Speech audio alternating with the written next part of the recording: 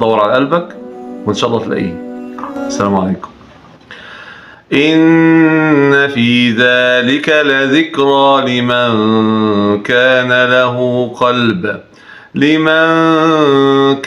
له قلب أو ألقى السمع وهو شهيد.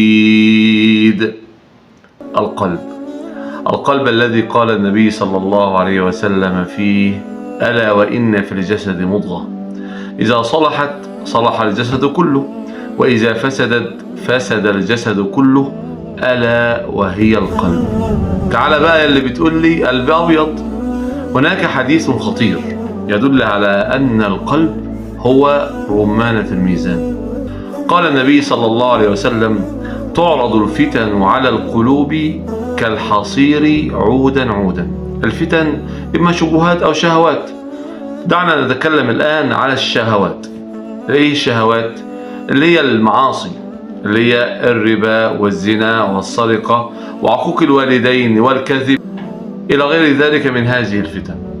هذه الفتن تعرض عليك فتنة شهوة، فيعرض على قلبك النظر إلى النساء، ويعرض على قلبك التعامل بالربا، ويعرض على قلبك السماع إلى ما حرم الله سبحانه وتعالى، ويعرض على قلبك عقوق الوالدين. فتنة. قال النبي صلى الله عليه وسلم: تعرض الفتن على القلوب كالحصير عودا عودا، واحدة. فأي قلب أنكرها نكتت فيه نكتة بيضاء. ده أول نقطة بيضاء. عرض عليك الربا فقلت لا إني أخاف الله، نكت في قلبك نكتة بيضاء.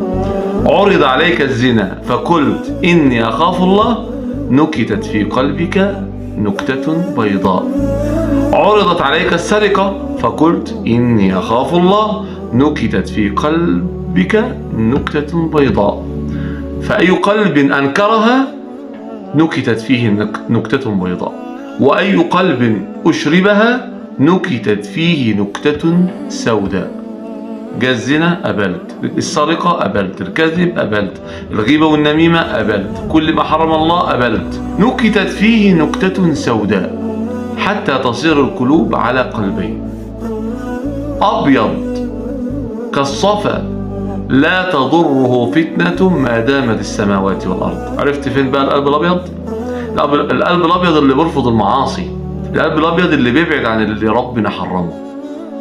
فكل ما أطلقت لسانك وجسدك وعيناك إلى ما حرم الله تنكت نكت سوداء.